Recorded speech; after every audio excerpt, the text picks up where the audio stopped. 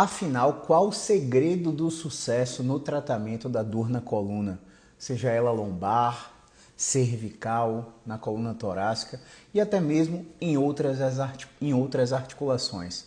Seja muito bem-vindo, seja muito bem-vinda a mais uma gravação do nosso podcast Physio Insight, um projeto onde eu falo que você tem que ouvir na lata, doa quem doer, sempre baseado nas melhores evidências científicas disponíveis. E hoje a gente vai falar sobre os principais aspectos que compreendem o tratamento da dor da coluna, tá? Então você pode estar assistindo aí ao vivo, você pode estar assistindo na gravação do feed do Instagram, lá no YouTube ou escutando no podcast Physio Insight lá no Spotify ou na sua plataforma preferida de áudio, tá? Primeiro de tudo, quem sou eu para falar de dor na coluna, né? Meu nome é Caio Ferreira, eu trabalho com tratamento da dor há 10 anos. Nessa trajetória já atendi mais de 7.500 pacientes ao longo desse tempo e tive uma experiência massiva no tratamento da coluna depois de ter passado por todas as formações da área musculoesquelética no que compreende a fisioterapia, tá bom? E para você entender os aspectos que dão resultado no tratamento de dores de coluna, você precisa entender qual o principal fator que gera dor nas costas, que é a hérnia de disco. E a hérnia de disco nada mais é do que um babalu que tem aqui na sua coluna que explode e compreende e comprime esses nervos aqui. Eu falei de babalu e de explodir didaticamente, tá, pessoal? Não é isso que de fato acontece. Mas basicamente entre cada vértebra da sua coluna existe um disco intervertebral. Em volta desse disco, dentro desse disco existe um núcleo e em volta do núcleo existem fibras de colágeno, de elastina, de fibronectina, fibras que chamamos anuloespirais, que com o passar da idade vão sofrendo processos de deterioração, que são naturais da idade, como eu falei anteriormente. Beleza? Então, com o passar do tempo, esse núcleo vai exercendo pressões nessas fibras anuloespirais e pode gerar esse didaticamente chamado de babalu, que vai comprimir o nervo, que vai gerar uma dor irradiada, uma dor local e por aí vai. Qual que é o grande erro da maioria dos profissionais? Eles enxergam a hérnia de disco como única causadora do problema. E na maioria das vezes existem vários outros fatores interferindo na dor do paciente que não são as hérnias de disco. Se você fosse pensar isoladamente que a hérnia de disco é a causadora da dor nas costas, você ia mandar todos os pacientes para a cirurgia. Afinal, basta chegar lá cirurgicamente e cortar a hérnia e acabou a dor. E o que é que as pesquisas têm mostrado? As pesquisas têm mostrado que existem pacientes, em média 55% deles, que fazem a cirurgia para hérnia de disco tendo dor há mais de 3 meses e continuam com a dor mesmo após a remoção da hérnia de disco. Existem pacientes que colocam placa e parafuso, né, que a gente chama essa cirurgia de artrodese, que é uma cirurgia que não é mais financiada. É uma cirurgia que não é mais financiada pelo governo australiano porque essa cirurgia se mostrou ineficaz comparado com tratamentos conservadores. Mas no Brasil essa cirurgia ainda é feita em escala massiva, principalmente no Serviço Único de Saúde, né, no SUS. Então, dada essas informações, você já começa a questionar o sistema e procurar tratamentos alternativos, tá? Mas falando em dor nas costas secundária a uma hérnia de disco, quais são os impactos funcionais que esse tipo de problema pode gerar? Bom, pessoal, primeiro é que o paciente todos os dias ele vai acordar com a sensação de rigidez. Ele vai acordar endurecido, com os primeiros movimentos difíceis de serem executados. Beleza? Com o passar do dia, dos movimentos, escovar o dente no banheiro, tomar banho, fazer suas atividades, ir para o trabalho, levar filho na escola, essa rigidez vai diminuindo, principalmente quando o problema do paciente é movimento dependente, isto é, à medida que ele se movimenta, vai ficando mais fácil de se mexer, beleza? O que é um sinal extremamente favorável. Só que à medida que o dia vai passando, com o anoitecer, ele vai diminuindo o seu nível de atividade, na maioria das vezes, e essa rigidez começa a se instalar novamente. Ao se instalar novamente, essa rigidez começa a provocar dor, e essa dor noturna pode gerar algum nível de preocupação com esse paciente. E esse nível de preocupação excitar estruturas do cérebro que vão facilitar com que esse paciente sinta dor, tá bom?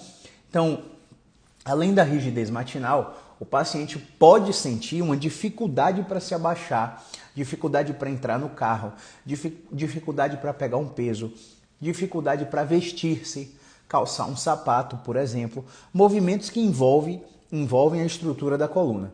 Então tudo vai ficando mais difícil e com o passar do tempo, essa dor que inicialmente começou na coluna lombar, na região lombar especificamente, essa dor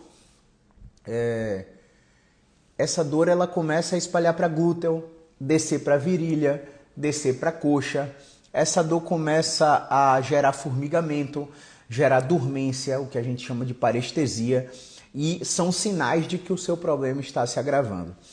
Só que existem pacientes que eles descobrem medicações mágicas. Eles começam a tomar certos tipos de analgésicos, como ciclobenzapina. Eles começam a tomar certos tipos de anti-inflamatórios, como o diprospan, corticoides, tomar injetáveis. E esses remédios mascaram o problema. Eles relaxam a musculatura, alguns mexem até no sistema nervoso central, no nível de serotonina e de dopamina. Alguns bloqueiam vias neurológicas que excitam o sistema nervoso central, diminuindo a dor. Alguns utilizam até antidepressivos, alguns médicos, e esses pacientes continuam com um sintoma mascarado. Aí o que é que acontece? O paciente está sem dor, mas a rigidez está lá, o impacto funcional está lá. Porque depois de 3 meses de dor, já aconteceram alterações morfofuncionais no sistema nervoso, no cérebro, que facilitam com que as torneiras cerebrais de controle da dor fiquem desligadas. E as torneiras que ficam ligadas são as torneiras que a gente chama de torneiras pronociceptivas, que fazem com que o sistema nervoso do paciente fique mais reativo. E como ele fica mais reativo, o paciente tem mais suscetibilidade à dor. Então ele tem uma experiência de que, à medida que o remédio vai passando, a dor vai voltando. À medida que o remédio vai acabando, a dor vai voltando. E o impacto funcional vai piorando, a rigidez vai aumentando. O primeiro contato, geralmente, desses pacientes com dor na coluna, com hérnia de disco, são contatos com profissionais da educação física. Alguns têm a sorte de pegar um educador físico que realmente estuda e outros têm o azar de pegar educadores físicos que não sabem nada a respeito do tema. Então, qual que é a visão que eles passam para o paciente? A visão que tem uma estrutura fraca, que sua coluna está fraca e que precisa fortalecer, que sua coluna está encurtada e precisa alongar, que sua postura está ruim e você tem que corrigir a postura. E eu vou te falar 3 coisas agora que vão quebrar completamente essas crenças na sua cabeça. Primeiro, o viés de fortalecimento ele é falso porque quando a gente compara pessoas que têm dor na coluna versus pessoas sem dor na coluna, a atividade eletromiográfica do músculo da coluna desses pacientes já é muito alta nas pessoas que têm dor. Portanto, não adianta ficar fortalecendo a coluna, porque a atividade muscular já é alta e fortalecendo você vai aumentar ainda mais a atividade elétrica. Por que essa atividade muscular é alta? Porque o paciente já está com um comportamento de medo e de evitação, tentando se proteger de algo que ele acha que tem. Ele está tentando se proteger de um agravamento do quadro, de um aumento da lesão. Na cabeça dele ele tem uma lesão. Mesmo passado 3 meses de dor, ele ainda acha que tem uma lesão, que ainda está inflamado. Então ele fica se protegendo automaticamente, aumentando a atividade eletromiográfica do músculo. Portanto, essa ideia de que o paciente com dor na coluna precisa fortalecer é extremamente falsa. E você pode quebrar essa crença, se você for profissional, ressignificar essa crença, falando sobre a própria experiência do paciente. Você conhece alguém que tem dor na coluna? Conheço. Essa pessoa faz musculação? Não, conheço, ela faz musculação sim. Há quanto tempo essa pessoa faz musculação? Ela faz musculação há 2 anos. E aí, ela continua com dor na coluna? Continua com dor na coluna. Quer dizer, a pessoa está 2 anos na academia, fortalecendo tudo e não está melhorando. Então, o paciente, ele já te dá o benefício da dúvida. Pô, o que esse cara está falando não faz sentido, porque eu ouvi de 30 mil médicos que minha coluna está fraca e que eu preciso fortalecer. Eu ouvi de 50 mil educadores físicos, de 200 fisioterapeutas que eu preciso fortalecer, e esse cara é o único que está me dizendo o contrário. Não faz sentido. Mas, realmente, eu estou vendo que eu estou fortalecendo e não estou melhorando. Então, esse paciente começa a te dar o benefício da dúvida e abrir a mente para o que você tem para falar. Beleza? O viés do encurtamento, gente... vamos supor que você esteja certo e que sua coluna esteja encurtada e você precisa alongar. E vamos supor que sua experiência com alongamento é extremamente positiva. Todo dia que você acorda duro, você se estica para lá e para cá e fica melhor. Só que você nunca parou para comparar o dia que você não alonga. Porque o ciclo diuturno dos episódios de dor na coluna é assim. Rigidez matinal, melhora com o movimento, piora à noite novamente. Então, alongando ou não alongando, o ciclo diuturno não muda. Você não está tratando o problema. Ah, não, eu estou tratando sim, porque de noite eu alongo de novo e durmo bem. E no outro dia você está com dor outra vez. 3 dias depois a dor voltou. Aí do nada, daqui a 2 meses você tem uma outra crise. Você continua alongando. Ou seja, você está fazendo um tratamento que você acha que é efetivo, só que ao longo do tempo o problema está igual, quiçá pior. Então você já desmistifica a crença de encurtamento. Só que, pessoal, a questão do alongamento é chata até pela questão do nervo, né? Quando o paciente tem dor nas costas tem hérnia de disco, geralmente ele pode apresentar uma compressão de nervo que irradia dor para a perna. Ou simplesmente pelo fato dele ter dor há mais de 3 meses, ele pode apresentar ampliação de campo receptivo, que é um fenômeno neurofisiológico que explica o espalhamento da dor. Você começa com dor no ombro, do nada a dor está no seu braço, do nada a dor está no pescoço, do nada a dor no pescoço está na face, você já está com dor de cabeça também. Você está achando que está com vários problemas em vários cantos do corpo, está indo em vários especialistas diferentes, mas na verdade você só tem um problema, dor crônica. Dor crônica em si é a própria doença.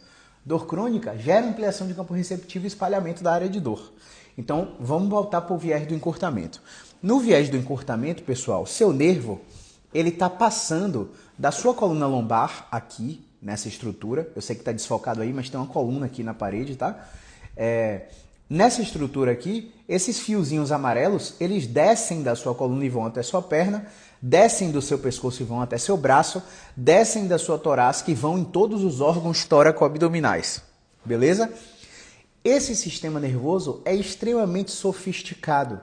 E em volta desse sistema nervoso existe uma coisa chamada bainha de mielina, que é o que facilita a velocidade do impulso nervoso do seu pensamento até o seu córtex pré-frontal, que vai determinar a execução do movimento. Então, eu sei que você já acha que anda no automático, mas seu cérebro, seu cerebelo, eles fazem ajustes antecipatórios na sua caminhada. Então, por exemplo, você está vendo uma pedra ali, você pisa na pedra, seu tornozelo vira. Automaticamente seu cérebro desarma seu joelho para você não tomar uma queda e torcer o tornozelo. Tá? Então isso é automático, você não precisa pensar. Só que é antecipatório a sua execução. O que é que eu quero dizer com isso? Quando você está alongando, você está fazendo isso no nervo. E o nervo não gosta disso. A própria musculatura, eu diria que não gosta disso, porque quando você faz isso aqui na musculatura, você pode criar falhas de tensão muscular. E aqui eu não estou condenando alongamento não, tá? Alongamento é indicado para encurtamento. Eu só estou dizendo que o alongamento não trata dor de coluna, tá? Porque a dor de coluna não é por causa de encurtamento. Beleza, pessoal? A não ser que o paciente tenha uma doença neurológica que justifique isso, tá? O que não é o caso da maioria dos pacientes com dores musculoesqueléticas. O nervo gosta de quê? De excursão. O nervo gosta de deslizar. Ele gosta de fazer isso. Só que ele não consegue deslizar quando o paciente está com medo, quando o paciente está tenso. Porque em volta do nervo da bainha de mielina tem várias estruturas musculoesqueléticas. Tem músculo, tem ligamento, cartilagem, articulação, enfim, gordura e por aí vai. Quando você está com medo, você já vai para o movimento com tensão muscular. Porque você acha que aquele movimento pode agravar seu quadro. Beleza? Faz sentido? Então beleza, vamos nessa. Então esse nervo ele não consegue excursionar. E aí você pega um paciente que está com dor lombar irradiada para a perna ou que está com dor cervical irradiada para o braço e começa a alongar o cara. Quando você alonga o cara, o que é que acontece com esse cara? Me diz o que é que acontece? Você está esticando o nervo, está esticando a bainha de mielina, está atrapalhando o fluxo que chamamos fluxo axoplasmático, que nada mais é do que a condução do potencial elétrico que você despolarizou os canais de cálcio do seu cérebro através do seu pensamento, dizendo suba aquela escada, dizendo se desloque no ambiente, ande, sente, levante. Tudo isso parte daqui, de uma programação neurofisiológica. E aí o impulso elétrico vai para o músculo e você executa o movimento. Tudo acontece em frações de milissegundos. Tá? Então, só com essa explicação, você já destrói a crença do paciente de que o alongamento vai melhorar o problema. Ele mesmo, na maioria das vezes, tem a experiência do alongamento não melhorar e deixar ele com dor ao longo do tempo. Tá? Tem pacientes que até pioram quando são alongados. A questão da postura, como que a gente geralmente desmistifica? Eu tô aqui sentado, pessoal. Eu sei que vocês não estão me vendo de lado, mas se vocês estivessem me vendo de lado aqui, o que é que estaria acontecendo aqui? Eu estaria completamente desabado, completamente arqueado, numa postura secularmente dita como ruim. Né? Minha cabeça está projetada para frente, meu tronco está emborcado, eu estou aumentando a pressão intradiscal, porque os estudos que falam isso são feitos em análise de software de computador, onde uma programação mostra uma seta que está empurrando sua cabeça para o chão e exercendo pressão no disco. E aí você escuta de um profissional uma explicação sobre a saúde da coluna, fazendo analogia com um pão com gelatina dentro. Se você aperta o pão, a gelatina espalha. Se ela espalha, ela bate no nervo. Então, você internaliza uma mensagem de que isso aqui é ruim. E aí, o que é que você começa a fazer? Você começa a fazer isso o tempo todo. Você começa parecendo que está numa reunião com seu advogado. Ou que está fechando um negócio altamente bom para a sua empresa, vamos dizer assim. Onde você tem situações em que sua linguagem corporal é extremamente necessária para que aquela missão seja concluída. Faz sentido? Então, quando você fica assim, você está contraindo toda a sua musculatura tônico-postural, que é a musculatura dos longuíssimos da coluna, dos iliocostais da coluna, que saem lá do seu bumbum e vão até a base do seu crânio, lá na sua cabeça, beleza? Essa musculatura, ela não foi preparada para ficar tanto tempo assim. Ela entra em fadiga. E isso, ao longo do tempo, vai gerar o que chamamos de comportamento funcional mal adaptativo. Você vai começar a ter disfunções no movimento, que a gente chama de disfunções de controle, disfunções do próprio movimento, onde você não consegue mais dobrar com naturalidade, esticar com naturalidade, rodar com naturalidade.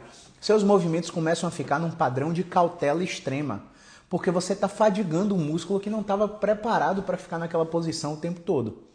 Tá claro até aí? Então a gente quebra aí, ressignifica, desmistifica várias ideias que são colocadas automaticamente nos pacientes com dores na coluna. Essa ideia de fortalecimento, essa ideia de encurtamento e essa ideia de postura já caiu por terra há anos. Eu sempre cito aqui um editorial da JOSPT, para você que é profissional. A JOSPT, a Journal of Orthopedic Sports Physical Therapy, é uma das maiores revistas científicas da nossa área. E o Bill Vicentino, um dos editores-chefe, não lembro de que ano, nem sei se ele ainda é editor-chefe dessa revista, ele publicou um editorial chamado Sit Up to Straight, Time to Reevaluate. O que quer dizer isso? O sentar ereto é tempo de repensar, e ele dá várias razões pelas quais a gente não deve mais incentivar nossos pacientes a terem comportamentos que chamamos robóticos, comportamentos que perpetuam o quadro de dor. E a linguagem, a comunicação do terapeuta vai determinar se o paciente vai acreditar nisso ou naquilo. Ao ver de vocês, quais seriam outras crenças relacionadas à gênese, manutenção ou escape da dor de pacientes que têm dor na coluna? Vou falar mais um aqui, se vocês lembrarem de alguma, deixa aí no comentário que a gente tenta debater a respeito, tá? A crença de que existe algo inflamado. Bom, se esse paciente teve uma crise de coluna hoje, ele vai ficar por 72 horas a 10 dias com algo inflamado mesmo. Então a raiz nervosa está gerando inflamação para proteger o disco, a coluna está gerando inflamação para proteger a raiz nervosa. E durante esse período é esperado que o paciente assuma posturas de proteção. Como assim posturas de proteção? Você já ouviu falar de tortuosidade do tronco? Lateral shift, né? Existem pacientes que têm um desvio do tronco agudo depois de uma crise de coluna, e aí o fisioterapeuta é treinado para quê? Vem para consulta, vamos meter mão para corrigir isso aí. Você não pode corrigir todos os pacientes, porque alguns pacientes estão protegendo a raiz nervosa com essa postura antálgica. Muitas vezes você não vai melhorar o paciente fazendo correções manuais de terapeuta. Às vezes esse paciente está protegendo a própria perna do lado contrário ao desvio do tronco. Então o cara está torto e está torto para o lado esquerdo, né? O tronco é a referência, e está com a dor irradiada para a perna direita. Quando ele anda, ele não joga o peso na perna direita por um comportamento protetor. Eu já melhorei alguns pacientes desse quadro de tortuosidade do tronco fazendo a fundo, fazendo agachamentos com recuo da perna afetada, fazendo agachamentos búlgaros adaptados com suporte de cadeira. Eu não sei se você está entendendo a linguagem e nem o nome do exercício, mas basicamente eu quero que você entenda que jogando o peso do corpo na perna afetada sistematicamente, de forma gradual, sucessiva, intervalada, esse paciente começa a restabelecer o que chamamos de disfunção de descarga. Beleza? Então, algumas vezes vai estar inflamado mesmo e você não vai poder mexer. Pelo contrário, eu me lembro aqui na minha vida, né, 10 anos de carreira, de ter pego 3 ou 4 pacientes que estavam na crise aguda com processo inflamatório. E a minha experiência com esse perfil de paciente é que tudo que a gente faz agrava o paciente. Gente, eu já peguei paciente assim há 6, 7 anos atrás. E já peguei paciente assim há 1 ano atrás. Então, esse paciente já chegou para mim quando eu não sabia praticamente nada do que eu sei hoje.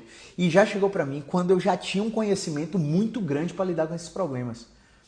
O que você chama de crise aí, e que você está resolvendo com movimento de preferência direcional, você está resolvendo com estalo de quiropraxia, de osteopatia, não é crise de fato. Você não sabe o que é uma crise de coluna. Na crise de coluna, tudo que a gente faz agrava o paciente. Esse paciente precisa de repouso, sim. Precisa de anti-inflamatório, sim. De analgésico, sim. Às vezes antidepressivo, às vezes opioide. Às vezes ele precisa de um bloqueio transforaminal em centro cirúrgico para não ter que operar. Tá? Esse paciente precisa de procedimento intervencionista de médico da dor. E depois das 72 horas, até lá para 10 dias, onde o processo inflamatório começa a ceder, aí sim a gente pode intervir sem medo de ser feliz. Beleza? Então existem casos que são raríssimos que a gente não consegue fazer nada de cara. Como é que você vai saber se vai conseguir fazer ou não? Você precisa ser avaliado. A consulta vai te direcionar para onde você vai. A consulta não é perda de tempo caso você que é paciente venha para uma consulta e não saia daqui melhor. Você não perdeu tempo. Você ganhou direcionamento. A gente vai ver se sua crise é aguda, ao ponto de ter processo inflamatório onde você precisa de outras intervenções de outros profissionais, ou se a sua crise, por mais que ela seja aguda, ela não seja por um processo químico inflamatório. Porque existem tipos de dor. Então, um dos outros tipos de dor que não são por processos químicos inflamatórios são os processos químicos não inflamatórios, ou os processos de manutenção de tecido. Por exemplo, uma contratura muscular gerando o mesmo padrão e a mesma dor referida, a mesma ampliação de campo receptivo de um paciente que está com extremo medo, porque esse medo foi colocado por um profissional de saúde, que falou para ele assim que se ele não operar a coluna, ele vai ficar sem ereção. Eu não sei nem como é que... Teve uma aluna que trouxe o relato de um paciente que foi num médico num grande centro e esse médico falou para ele assim: eu não sei nem como é que você está andando. Se você tropeçasse, você correria o risco de ficar paraplégico. Então, informações como essa são extremamente nocivas para o sistema de alerta do paciente. E essas informações ficam enraizadas, porque nós somos catastróficos desde a era das cavernas. Então, a gente tem muito mais facilidade para lembrar de uma informação negativa do que de uma informação positiva, tá? Então, a gente precisa ter cuidado com o que a gente fala com o paciente. Desmistificando a crença da inflamação. Existem várias teorias, tá? A que eu mais uso é uma teoria de ativação de neutrófilo. Quando você está em uma crise de coluna, quando você está com dor na coluna mesmo e que há processo inflamatório, combater o processo inflamatório não te ajuda. Caio, que diabos você está falando? Já eu vou bater nessa crença aí, viu, Joedna? Obrigado pelo seu comentário. Caio, que diacho que você está falando? Vamos lá. Quando a gente pega estudos científicos que comparam pacientes em crise de coluna que foram direcionados para fisioterapia primeiro, ou para ressonância magnética, ou para anti-inflamatório primeiro, como primeiras intervenções, né? Uma intervenção terapêutica com base em movimento na fisioterapia, uma intervenção terapêutica baseada em processos químicos inflamatórios com os remédios e uma intervenção terapêutica investigativa para tentar justificar a dor através do que se encontra na ressonância magnética. Esses três grupos de pacientes, quem fez anti-inflamatório e quem fez ressonância, retardou a recuperação. A recuperação foi mais rápida nas intervenções baseadas em movimento. E eu já te explico por quê. O processo inflamatório em si, ele é um processo necessário para o organismo. Ele é um processo para mudar a qualidade de um tecido que está em sofrimento. Então, o que acontece? Existe uma cascata de substâncias químicas liberadas pelo nosso sistema imunológico, tá? O sistema imunológico faz uma cascata de liberação de neutrófilos. E os pacientes que se recuperaram mais rápido tinham essa cascata de liberação de neutrófilo muito maior do que os pacientes que retardaram a recuperação. E, coincidentemente, os pacientes que retardaram a recuperação porque a cascata de neutrófilo era pequena, era justamente porque utilizavam anti-inflamatórios. Os anti-inflamatórios têm inibidores seletivos ou não de substâncias inflamatórias como a ciclooxigenase, conhecida como COX. Existe a COX-1 e existe a COX-2. Essa protege o revestimento da mucosa gástrica. Então, os anti-inflamatórios tecnológicos, né, high-tech, eles são inibidores seletivos dessas ciclooxigenases. Eles inibem as que geram prostaglandinas, que mediam o processo inflamatório, e eles não inibem as que protegem o revestimento da mucosa gástrica. Por isso, alguns anti-inflamatórios geram dor de estômago e outros não. E quando usado continuamente, até os inibidores seletivos, que são os anti-inflamatórios high-tech, né, que eu brinco, você percebe que o seu ortopedista, o seu médico, ele te passa esses anti-inflamatórios junto com inibidores de bomba de prótons, como omeprazóis, pantoprazóis e por aí vai, Nexus. Então, remédios que geralmente são caros, né, dobro, triplo de nossas consultas, para proteger um efeito colateral de um remédio que você está usando. Então, o ciclo é muito simples. Você toma um analgésico simples, não melhora, pula para o anti-inflamatório. Não melhora, vai para o anti-inflamatório mais sofisticado, não melhora, vai para o antidepressivo, não melhora, vai para um opioide. Durante essa cascata, todas as medicações geram um efeito colateral. Alguns te dão náusea, outros te dão sono, outros te deixam sem prestar para nada no dia seguinte que você usa. E muitas vezes, quando a gente para pesquisar, os pacientes que utilizam esses remédios, eles nunca usam como os médicos mandam. Mais de 50% dos pacientes, não lembro agora o número do estudo que eu tive acesso, mas mais de 50% dos pacientes não usam as medicações como os médicos recomendam. E isso tem em parte, nossa responsabilidade.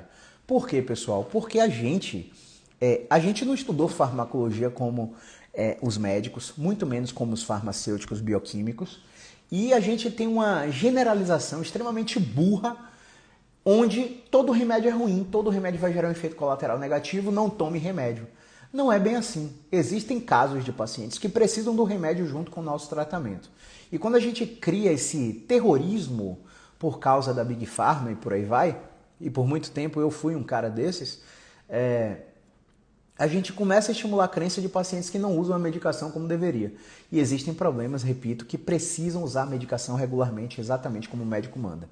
Tá? Então a gente precisa ter cuidado, mais uma vez, com o que a gente fala, não só relacionado aos problemas musculoesqueléticos, como também relacionados aos problemas que competem a outra área profissional, como saúde mental, como medicação, como treinamento físico com educador físico, como a odontologia, que às vezes pacientes com dores de cabeça e orofaciais precisam de um dentista junto com a gente, e por aí vai.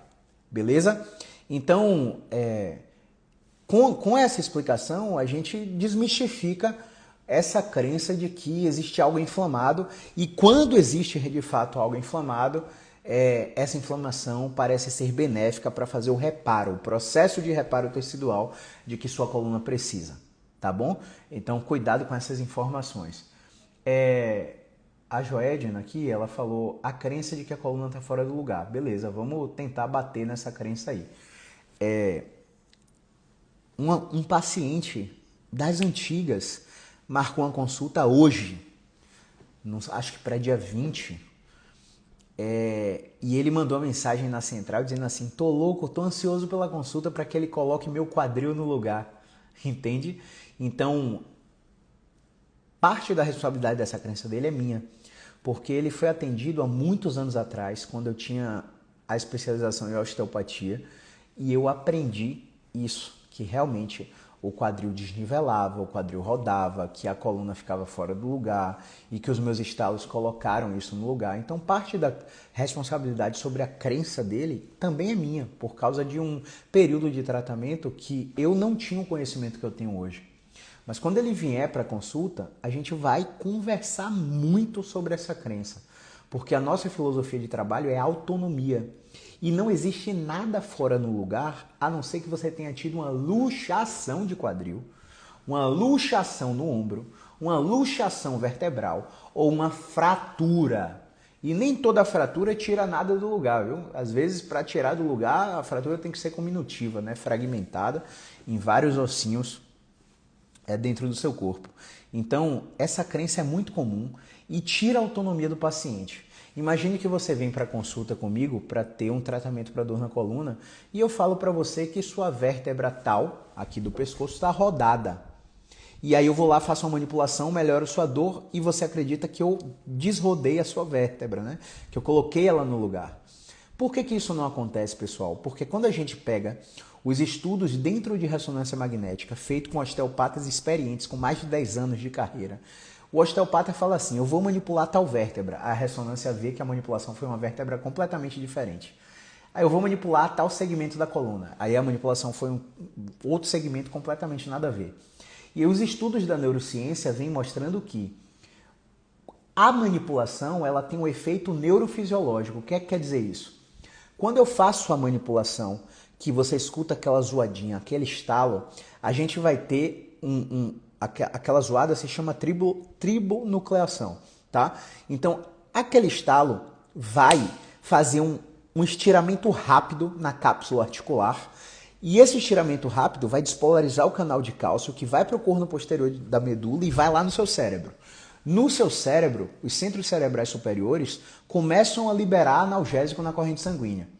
Então, essa liberação de analgésico melhora a sua dor. Não é porque eu coloquei sua coluna no lugar. E hoje, atualmente, eu tenho batido muito nesse tipo de técnica. Porque mesmo com essa explicação neurofisiológica, o paciente sai daqui com aquela sensação de que eu tirei a dor dele com a mão. E isso não é verdade. Tanto não é verdade que os pacientes que eu atendia quando eu só era terapeuta manual, esses pacientes melhoravam e voltavam, melhoravam e voltavam. Muitas vezes nem melhoravam, algumas vezes até pioravam com minhas técnicas e não voltavam mais. Acreditavam que tinha algo de errado comigo e procurava outro terapeuta manual. A grande verdade é que esse efeito, essa redução de dor mediada pela terapia manual, ela vai perdendo efeito com o tempo. Você faz um primeiro contato de terapia manual, o paciente sai daqui te chamando de Deus. Nossa, que fisioterapeuta maravilhoso. Segundo, terceiro, quinto, sexto contato de terapia manual, o efeito já não é mais o mesmo.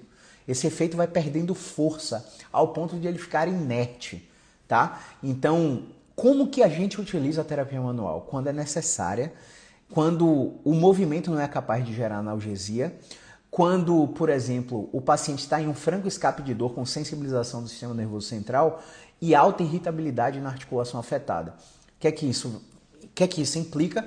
Qualquer estímulo que a gente der de movimento naquela região vai agravar o paciente, porque o processo de sensibilização,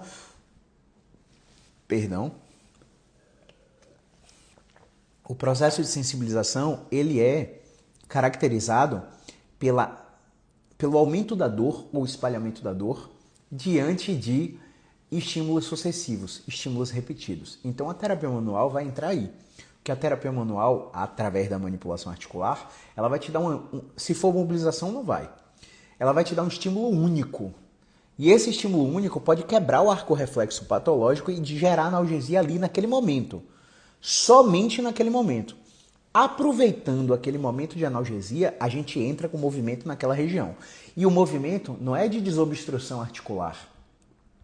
O movimento não é de ganho de amplitude, não é de ganho de ADM. O movimento que a gente coloca depois de uma terapia manual é um movimento de autoinibição. Isto é, se essa manipulação foi na coluna cervical, a gente vai colocar uma autoinibição de trapézio, para ele aprender a relaxar o trapézio sozinho, sem a ajuda do terapeuta. Se essa manipulação foi na coluna lombar, a gente vai colocar uma autoinibição de quadrado lombar. Caio, e como que seria isso? Pô, eu estou aqui sentado, só de fazer isso aqui e apontar minha mão na diagonal superior oposta, eu já estou fazendo a autoinibição do quadrado lombar do meu lado direito. Então isso aí vai como tarefa de casa para alguns pacientes. Se eu fosse colocar numa estatística, claro, eu não tenho dados aqui para te falar sobre isso, mas na minha experiência aqui com pacientes, principalmente os pacientes presenciais, de cada 10 que eu atendo, 1 recebe terapia manual. Então hoje está muito menos frequente a necessidade de dar terapia manual a esses pacientes. Por quê? Porque o meu raciocínio clínico se elevou ao ponto de eu conseguir encontrar movimentos que substituem os efeitos da terapia manual. Então, se você vai na terapia manual para mobilizar uma escápula, para relaxar um trapézio, a gente sabe qual o movimento que vai agir ali para ter o mesmo efeito. Se você vai numa terapia manual para fazer uma manipulação torácica, para uma técnica de dog, para instalar o meio do tronco do paciente, a gente sabe qual é a posição mantida que a gente coloca para fazer o mesmo estímulo manipulativo sem o paciente precisar de mim. E eu não sei se você parou para perceber, mas isso dá uma vantagem competitiva muito grande em relação aos outros profissionais. Porque uma hora o paciente percebe que você não está ensinando nada para ele melhorar só. Uma hora ele percebe que ele precisa aprender como controlador para não ficar gastando dinheiro com você a vida toda.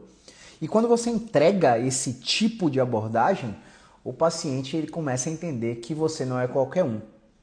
E aí a minha experiência é de encontrar pacientes na rua, no shopping, nos parques que eu frequento para pedalar e por aí vai. E, pô, tive aquela crise de novo. E aí, o que é que você fez? Não, eu fiz aquilo que você me ensinou, rapaz. Nem fui para emergência. A dor melhorou logo na primeira semana. Antigamente ficava 2, 3 meses com dor. Então, os pacientes eles começam a conquistar a autonomia. E quando eu falo de vantagem competitiva é que a percepção de valor sobre o seu serviço aumenta muito grande. Aumenta demais. E você consegue cobrar um valor maior pela sua consulta e, consequentemente, atender os pacientes com menos frequência do que quando você não utilizava esse tipo de abordagem. Então, é muito interessante você começar a, em doses homeopáticas, substituir, não estou dizendo anular, lembre, eu uso terapia manual até hoje, mas ela tem tido cada vez menos importância na minha prática clínica, porque os pacientes que eram acostumados à minha vida de osteopata, anos atrás, eles começaram a receber 80% de osteopatia, 20% de movimento. 60 de osteo, 40 de movimento. 50 de osteo, 50 de movimento. 30 de osteo, 70 de movimento. Até o ponto que eu tirei completamente a osteopatia da abordagem desse paciente. E comecei a perguntar, mandar pesquisa de satisfação do Google para os pacientes continuavam me avaliando maravilhosamente. E eu já tinha tirado as mãos e tirado, consequentemente, a dependência. Eu sei que existem a dependência do paciente. Eu sei que existem grandes expoentes da nossa área que falam que terapia manual não causa dependência. Cara, por mais que esses grandes expoentes tenham 30, 40 anos de profissão na minha frente, eu não tenho falsa modéstia, sabe? Eu sei o quanto eu estudo. E eu estudo em bases bibliográficas científicas, revistas indexadas na PubMed, Cochrane, e o que a gente vê não é a opinião do expert da nossa área. O que a gente vê são os dados das pesquisas científicas. Por mais que você eduque o paciente, quando você usa terapia manual nele, quando ele fala bem de você para outra pessoa que vai te procurar sucessivamente, né? O relato que esses pacientes trazem pra gente é, pô, ele falou que você tirou a dor dele com a mão. E você sabe que você não pode incentivar esse tipo de cultura, porque não é assim que a dor é controlada. Então, por mais que você encontre 1000 pessoas falando o contrário do que eu estou te falando aqui, a gente segue acreditando nisso, sabe por quê? Porque o certo é o certo, mesmo que todo mundo não esteja fazendo. O errado é errado, mesmo que todo mundo esteja fazendo. E, fatalmente, esses grandes nomes da nossa área profissional que defendem isso, uma hora familiares deles vão precisar das técnicas. E você vai se assustar com quem esses profissionais vão procurar para tratar seus familiares. Justamente pessoas que utilizam essa abordagem que gera autonomia no tratamento da dor crônica, tá? Vocês têm mais alguma crença que está ligada à gênese? Meu Deus, Neymar foi cortado da seleção, mais uma vez. Vocês têm mais algumas crenças, algumas informações sobre crenças que estão ligadas à gênese, manutenção ou escape de dor dos pacientes? Coloca aí nos comentários que a gente para desmistificar aqui com vocês, tá? Voltando ao ponto. Quais são as opções de tratamento que o paciente com hérnia de disco tem hoje em dia? Vamos lá, pessoal. Existe uma panaceia de tratamentos oferecidos para hérnia de disco atualmente. E o que eu quero fazer você identificar sobre o que serve e o que não serve para tratamento de dor de coluna especificamente, é que tratamentos onde o paciente recebe técnicas têm efeito a curto prazo e a longo prazo acabam não funcionando. E tratamentos onde o paciente participa da execução da técnica começam a ter efetividade mesmo, começam a ter efeitos duradouros na terapêutica. Mais uma vez naquele viés de autonomia, tá? Então, hoje o paciente tem ventosa, liberação miofascial, ozonioterapia, neurokinect training, o paciente tem FMS, o paciente tem MDT, tem PNF, tem osteopatia, tem acupuntura, tem yoga, tem Tai Chi Chuan, tem mindfulness. Cara, eu não pararia de falar aqui nessa live sobre as opções terapêuticas para tratamento de hernia de disco. Tem a cirurgia, tem bloqueio, tem infiltração, enfim.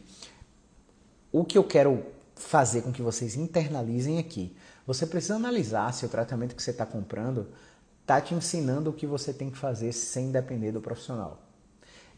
Esse é o único segredo.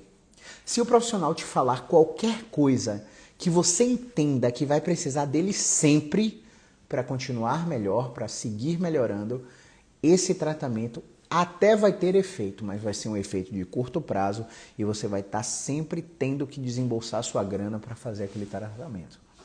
Agora, quando o paciente te ensina por que dói, o que você tem que fazer para evitar que doa, o que você precisa fazer para melhorar, né? Quando o paciente te coloca no controle do problema, quando o fisioterapeuta te coloca no controle do problema, o profissional da saúde em si, aí sim você está no caminho certo. Então, eu separei aqui em 2 tópicos tratamento fisioterapêutico antigo e moderno para a hérnia de disco. O que é que vocês acham que são tratamentos fisioterapêuticos modernos? Quando eu perguntei isso da última vez numa live, falaram sobre botas de compressão pneumática, recovery, né? Falaram sobre terapias de ondas de choque, falaram sobre vácuo, falaram sobre várias coisas que são altamente sofisticadas do ponto de vista tecnológico, mas que não têm evidência científica. Então, mais uma vez a gente volta para aquele viés de autonomia ou dependência, né? Eu preciso que você pense da seguinte maneira. O tratamento fisioterapêutico moderno compreende a modificação dos fatores comportamentais e de estilo de vida que o paciente com dor nas costas tem. Então, o que é moderno hoje, que funciona no tratamento da dor, é você utilizar a terapia cognitivo-comportamental para insônia, que, acredite, os passos para ensinar a higiene do sono ao paciente não são passos da psicologia, da odontologia, da medicina, da fisioterapia. Todos os passos relacionados à higiene do sono, que é uma coisa que potencialmente vai melhorar o paciente de qualquer dor crônica, não é de um exercício privado de uma profissão. Todos os profissionais de saúde podem utilizar esse tipo de ferramenta. Beleza? O que é moderno hoje no tratamento?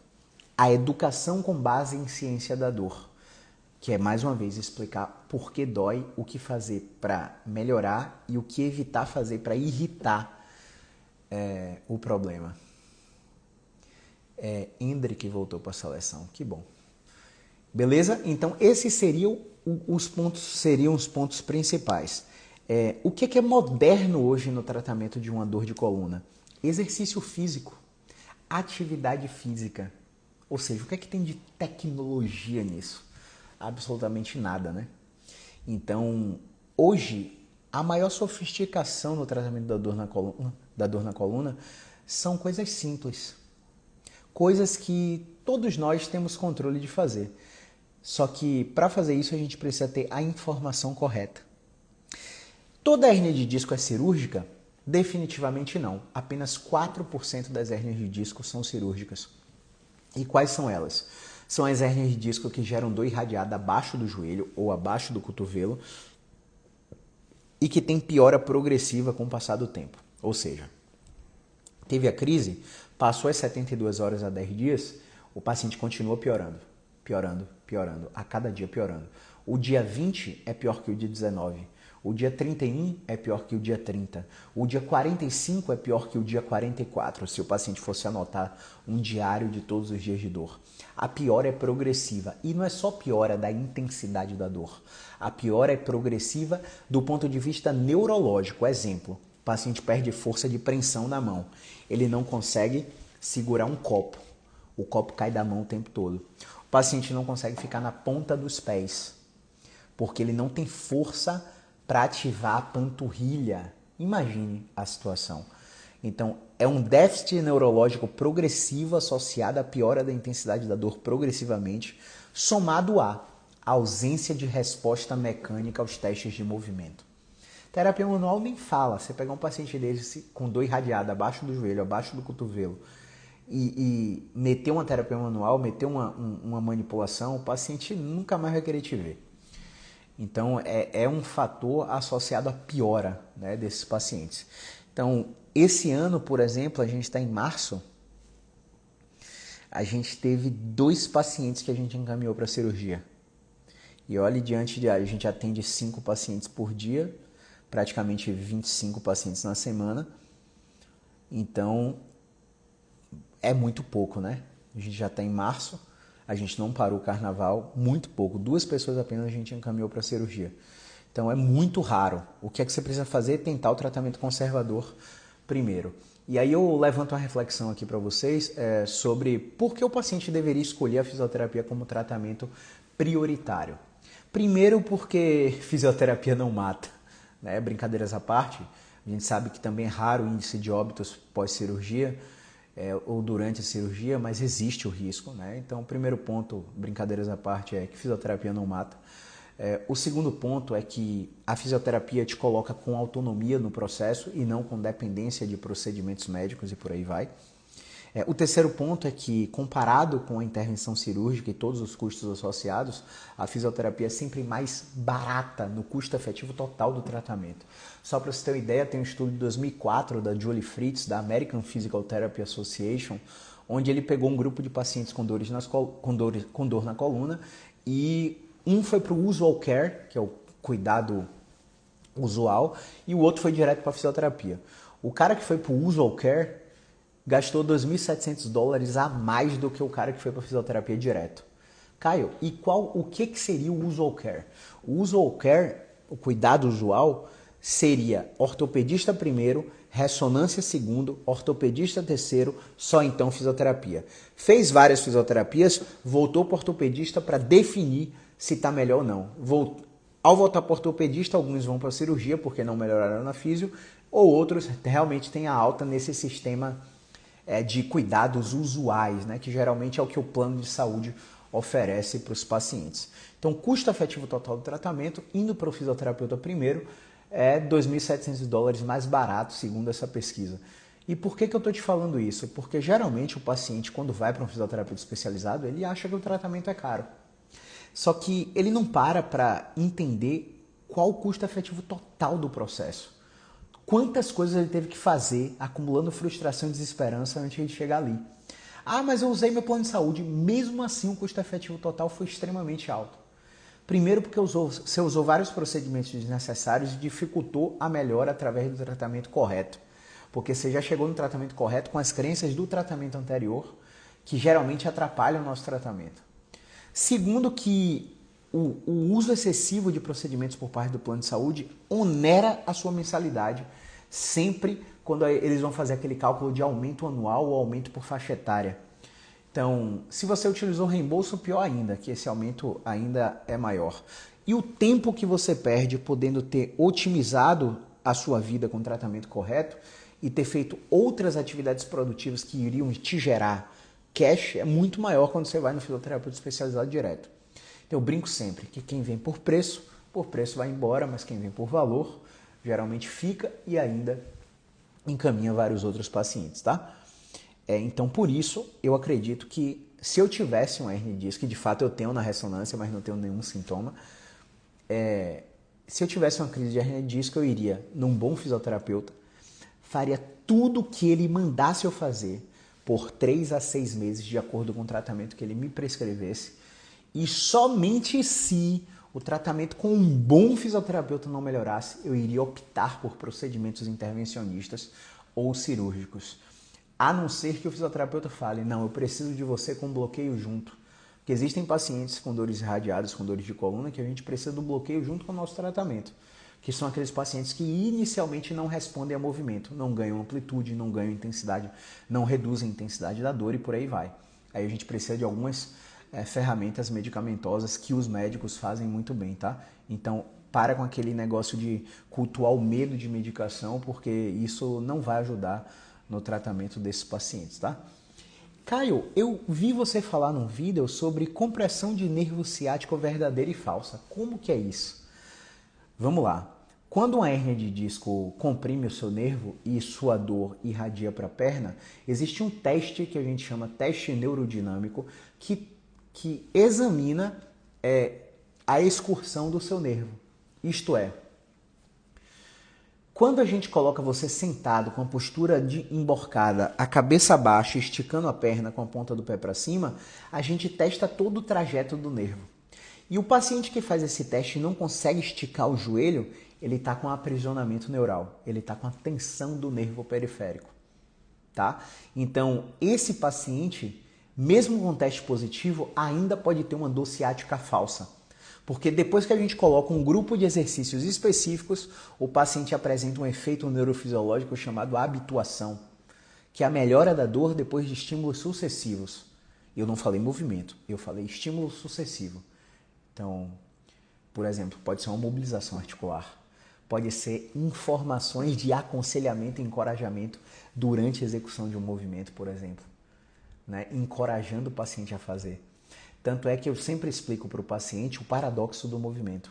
Se eu estou aqui com dor cervical e olhar para cima está muito ruim, olhar para a direita está muito ruim, às vezes, quando eu olho para a direita de forma repetida, olhar para a direita para de ser ruim e começa a melhorar a dor, porque a restrição está nessa direção.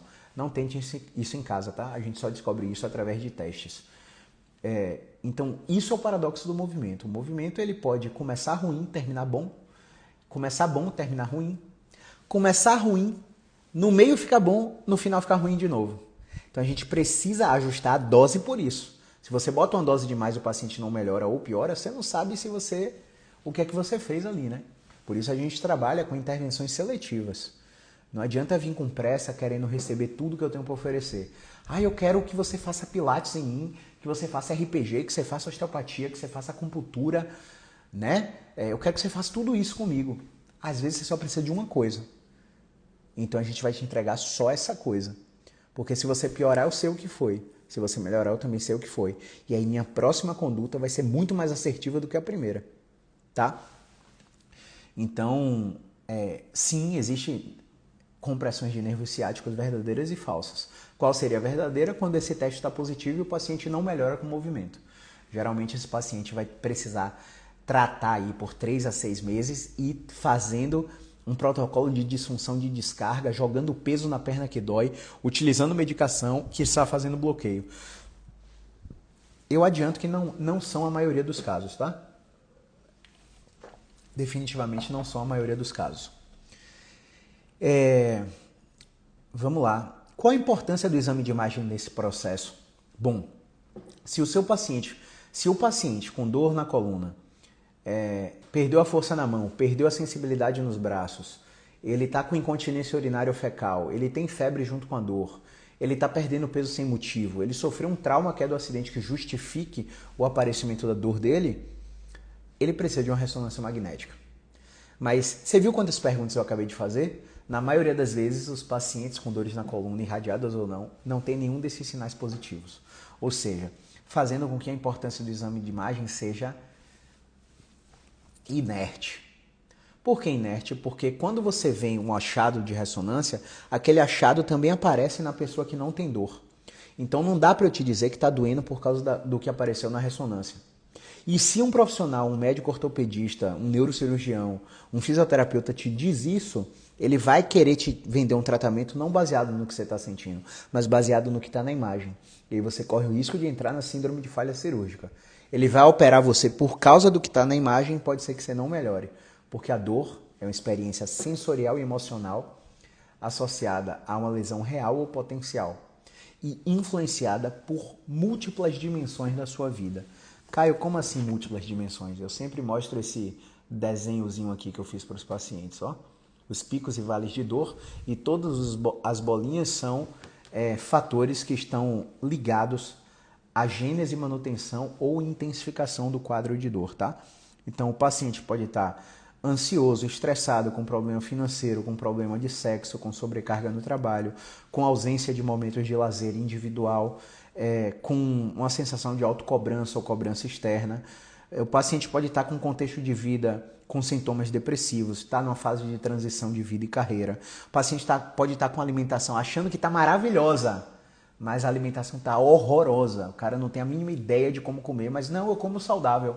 Quando você para e faz um breve inquérito alimentar, gente, fazer um inquérito alimentar sobre a média do que o paciente come de manhã, meio-dia, de noite, no lanche da tarde, não é uma tarefa específica do nutricionista. Você precisa ter essa globalidade na sua avaliação. Porque existem alimentos que colocam o intestino do paciente num espectro pronoceptivo e reduzem a liberação de serotonina. Alteram completamente o eixo neuroendocrinológico do paciente, fazendo com que o cérebro não funcione como tem que funcionar para melhorar a dor. E você tem que ter esse conhecimento básico para dizer para o paciente, não é legal que você coma isso.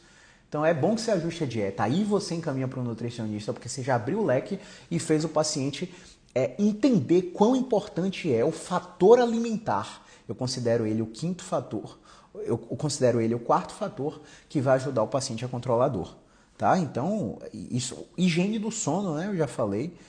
Hidratação. Quando a gente para fazer um inquérito hídrico, porra, eu não lembro de um paciente que estava com a quantidade de água adequada para o peso corporal dele. Então a gente precisa ter esse entendimento também, tá? Então tudo isso faz com que o exame de imagem seja irrelevante para a maioria esmagadora dos casos. Agora sim, por exemplo, na minha experiência com pacientes de altíssimo poder aquisitivo, esses pacientes têm acesso a médicos muito fácil. Ele tem um primo que é médico, um irmão que é médico, um pai que é médico, e ele faz a ressonância porque ele já está na cultura dele desde quando ele nasceu, que é exame de imagem na cabeça. Então, esses pacientes, quando fazem a ressonância e veem todas aquelas alterações, eu costumo focar assim, foi bom que você fez. Por que foi bom? Porque a gente sabe que você não tem um câncer, a gente sabe que você não tem uma fratura, que você não está com infecção, que você não tem uma tuberculose óssea, não está com metástase aí acontecendo. Então, eu quero que esse exame ajude você a tirar qualquer noia da cabeça, porque às vezes o paciente que está com dor crônica na coluna, ele fala assim, eu não estou melhorando, velho. Será que ninguém descobriu ainda o que eu tenho? Porque ele tem essa ideia que existe um diagnóstico a ser descoberto para melhorar. E cara, não existe na dor crônica. A dor crônica é o próprio diagnóstico. Não tem uma coisa para se descobrir para que então você receba um tratamento correto. A dor crônica é o próprio diagnóstico. E a dor crônica é influenciada por vários contextos e você precisa mexer em todos esses contextos, geralmente efeitos comportamentais, de estilo de vida e de exercício e atividade física, tá? Então, tudo isso é muito importante, tornando o exame de imagem pouquíssimo relevante para o caso, tá? Em alguns casos até atrapalha, porque o paciente instala medo de movimento, instala evitação, catastrofização, e aí os sintomas depressivos aumentam, os sintomas ansiosos aumentam e o paciente continua perpetuando dor. Caio, quais são as crenças mais comuns de pacientes com hernia de disco? Eu já respondi no início, né? Postura, fortalecimento, alongamento, inflamação, crença de coluna fora do lugar. Falei sobre 5 crenças aí, né? Se você tiver mais alguma, coloca aí nos comentários pra gente falar também. Caio, operei e continuo com dor. E agora? Agora, pessoal, a gente identificou um paciente que pode estar potencialmente com a síndrome de falha cirúrgica. Esse paciente ele precisa receber o tratamento correto na fisioterapia musculoesquelética e provavelmente ele vai precisar de uma ajuda do psicólogo também, que use técnicas do grande guarda-chuva das terapias comportamentais, por exemplo, aceitação e compromisso, terapia cognitivo-comportamental e por aí vai. Porque esse paciente já está com uma frustração e uma desesperança muito grande, porque ele geralmente foi para a cirurgia como, meu Deus, é a salvação da lavoura, é a última coisa que eu ia tentar, tentei e não melhorei. Tá? Então isso aí é muito, muito, muito complicado. Beleza? Então existe a probabilidade, né? Alguns estudos mostram que 46% dos pacientes que operam com dor há mais de 3 meses continuam com dor. Então a ideia é que você só faça a cirurgia se o tratamento conservador com um fisioterapeuta muito bom não melhore você ao longo de 3 a 6 meses desse quadro, tá? Alguns casos levam até 1 ano para terem cerca de 86% do sintoma eliminado, né? Ou seja, ainda fica um sintoma residual ali, você operando ou não. Então esse alinhamento de expectativa é muito importante. Combinação de fisioterapia, medicação e psicologia. Por quê? Agora você já entendeu, né? A gente brinca que existe uma tríade cognitiva, onde o seu pensamento gera um sentimento que altera o seu comportamento. O seu comportamento reforça o pensamento, que potencializa o sentimento, que automatiza aquele comportamento que é ruim para que você melhore a dor. Então, eu, como fisioterapeuta, vou agir no seu comportamento. Se mexer é um comportamento.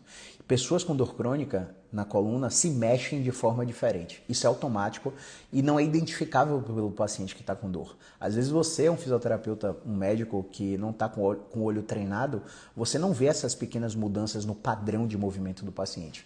Mas é um paciente que já não faz mais o balanço da escápula quando anda com os ombros retesados, aproximados perto da orelha, anda com a cintura presa, não tem aquele remeleixo, como a gente diz aqui na Bahia, né? Não tem aquele jogo de quadril natural de um caminhar, porque ele está com um comportamento de proteção ali o tempo todo, né? Então, uma vez que eu mexo nesse padrão de comportamento, fica muito fácil ressignificar o pensamento e mudar o sentimento. Às vezes o comportamento é muito difícil de mexer. Você já deu todas as opções para o paciente mudar comportamento e o paciente simplesmente diz assim para mim, já aconteceu, tá, pessoal? Ah, mas eu não quero fazer exercício não.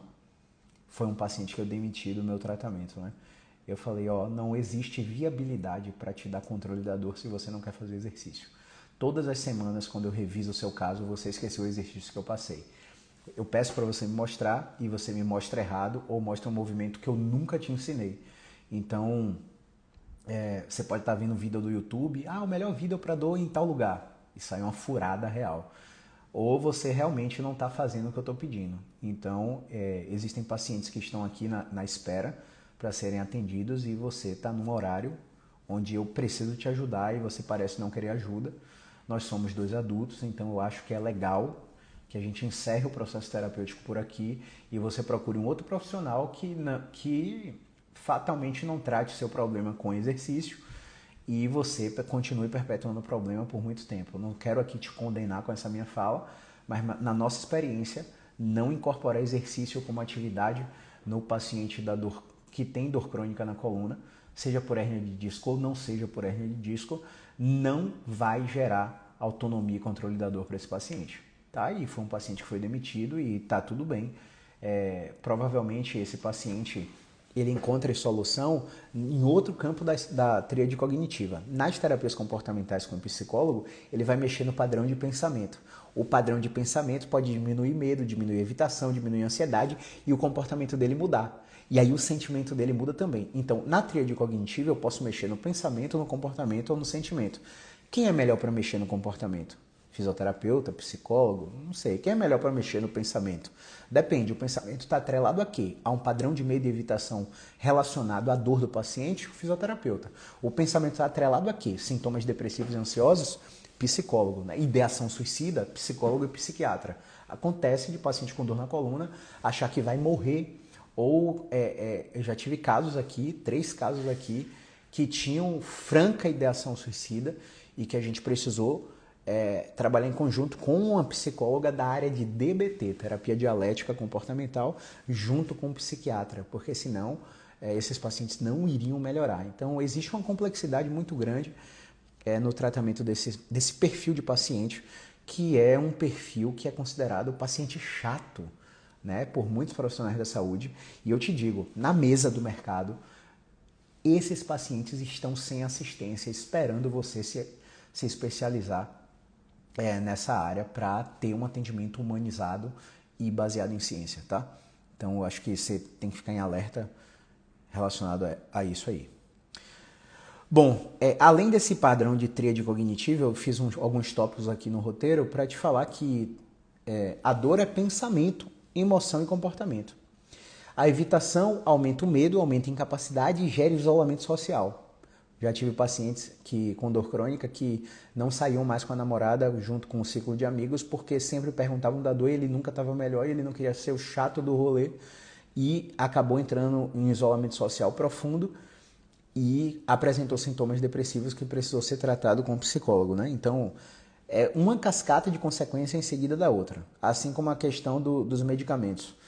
Um medicamento gerando efeito e outro medicamento tirando o colateral do efeito do primeiro medicamento. Terceiro medicamento tirando o colateral do efeito do segundo. Então a gente tem que tomar cuidado até onde o processo vai. Não para te colocar medo, mas porque você não está aproveitando o boom da medicação para começar a melhorar. E fazer o que tem que ser feito, que é a fisioterapia musculoesquelética. Beleza? Sobre os tratamentos passivos, que são aqueles que você senta, tem até um vídeo aqui no feed sobre isso, que são aqueles que você senta ou deita na maca e recebe só técnicas e não participa delas, eles promovem lipossubstituição, ou seja, você começa a perder massa magra e substituir essa massa magra por gordura. Né? Quando a gente analisa os paravertebrais, musculaturas intimamente ligadas à coluna, esse paciente vai perdendo massa ali e gerando e acumulando mais gordura nessa região. Essa lipossubstituição diminui a eficiência metabólica e, consequentemente, a capacidade de fazer exercício e otimizar o sistema neurológico a controlador, tá? Então, a gente tem que ficar alerta aí. Então, o paciente geralmente aceita o tratamento passivo até entrar em dissonância cognitiva. O que é que seria isso? Ele está lá fazendo acupuntura 3 meses, 6 meses, aí ele percebe que a dor vai e volta, ele, caramba, mas falaram que está inflamado e a acupuntura desinflama. Pô, mas já tem tanto tempo e não desinflamou ainda, o que está inflamando, velho? Aí ele começa a se dar o benefício da dúvida, aí ele abandona a acupuntura e vai procurar um tratamento mais efetivo. Não que a acupuntura não seja efetivo, tá, pessoal? Para controle da intensidade da dor, a acupuntura tem evidência. O que eu estou batendo aqui é que a acupuntura é passiva. Você não consegue fazer sozinho. Você precisa fazer com um terapeuta. Então, o grande lance é esse, né? Você precisa aprender um tratamento que você consiga fazer só, sem depender de mim ou de qualquer outro profissional. Essa é a visão que a gente tem. Em relação à pandemia, eu tenho uma curiosidade aqui, né? Não lembro se foi num editorial, se foi numa pesquisa, não lembro onde foi, mas na pandemia que as cirurgias eletivas começaram a ser desmarcadas, as cirurgias para dor. Quando a pandemia arrefeceu, que começaram a voltar a marcar as cirurgias eletivas e ligavam para os pacientes, esses pacientes já não queriam mais fazer a cirurgia porque tinham melhorado. E por que eu dou esse exemplo aqui? Porque existe uma história natural do seu problema. E muitas vezes, sem você fazer nada, sua dor vai começar a melhorar. E tirar aquele pensamento automático, catastrófico de que você só vai melhorar fazendo um procedimento, fazendo um procedimento intervencionista ou cirurgia, tá? Sobre exames de forma precoce, né? Existe uma iniciativa nacional e internacional chamada Choosing Wisely, que é o Escolhendo Sabiamente, uma reunião de experts de nossa área que reúnem condutas apropriadas para tratamento de determinadas condições, como câncer. E no caso de dor na coluna, a curiosidade antes de 6 semanas, não é indicado fazer ressonância magnética, pelo potencial agravamento do quadro secundário ao laudo da ressonância. Instalar uma crença nociva que atrapalha o paciente de se mexer naturalmente por causa do comportamento de medo e evitação. Só se deve pedir uma ressonância caso o paciente tenha suspeita de patologia grave. Ou seja, aquelas perguntas especiais que eu fiz no meio dessa live estarem positivas, beleza? Estando positivas, a gente ainda assim consegue mudar com tratamento conservador. Mas não mudando com tratamento conservador, por exemplo, um pé caído. Existem técnicas de ativação indireta que a gente pode recrutar a musculatura da canela e o pé voltar a levantar. Usar a eletroestimulação junto e o cara começar a recuperar a força do pé que perdeu. Então, não é todo pé caído que é para ir para cirurgia, sabe? Então, algumas perguntas especiais positivas a gente consegue mudar com tratamento conservador. Outras não. O cara está com febre junto com a dor. O cara está perdendo peso sem motivo. Não descobriu diabetes, não começou dieta, não incorporou um novo exercício à sua rotina e ele está perdendo peso. Então, isso aí a gente precisa ver síndrome metabólica, ver câncer. Então, isso aí é com o médico, tá? Então, a gente precisa entender isso. Então, fazer esse exame de ressonância de forma precoce sem suspeitar de algo grave é considerado iatrogenia, é considerado um erro do profissional de saúde, justamente por causa dessas razões que eu acabei de falar. Não sei se esqueci alguma coisa, mas acho que esse vídeo vai ficar bem completo aí no Instagram e no YouTube e também no podcast Fiz Insight no Spotify para vocês assistirem depois ou encaminhar para qualquer pessoa aí que sofra com dor nas costas e que ainda não tenha o entendimento de como esse processo funciona. Então, qual o segredo do sucesso, afinal, no tratamento dessas condições? Evitar cair em pegadinhas do malandro, com tratamentos que você aprendeu hoje que não funcionam, e ozonioterapia, por exemplo. Uma paciente falou que pagou R$8.000 num tratamento de ozônio, onde ela recebia ozônio retal, e o profissional dizia para ela que ia desinflamar a hérnia de disco. Ela nunca melhorou, gastou um dinheiro da zorra, e a gente sabe que a ozonioterapia não tem evidência para tratamento de dor nas costas, tem evidência para procedimentos odontológicos. Então, não cair na pegadinha do malandro já é uma boa conduta, tá? E mudança de comportamento, mudança de estilo de vida, exercício e atividade física. Tem uma outra live lá no meu YouTube, aqui no Instagram também, sobre os fatores que controlam a dor, as 5 habilidades, né? Tem 2 lives lá, uma sobre sono, outra sobre exercício físico e atividade física, onde eu diferencio e te explico exatamente como a gente mexe nessas 2 potencialidades para melhorar a dor desses pacientes, tá bom? Então, espero que tenha somado na sua prática clínica, se você for profissional, e espero que tenha alertado você, caso você seja paciente de médicos e fisioterapeutas, sobre o que funciona e o que não funciona para dores crônicas na coluna vertebral, tá bom? Então é isso, pessoal. Um grande abraço. O Movimento é Vida. Tem caixinha de perguntas nos stories, caso você tenha ficado com alguma dúvida, tá bom? Até a próxima.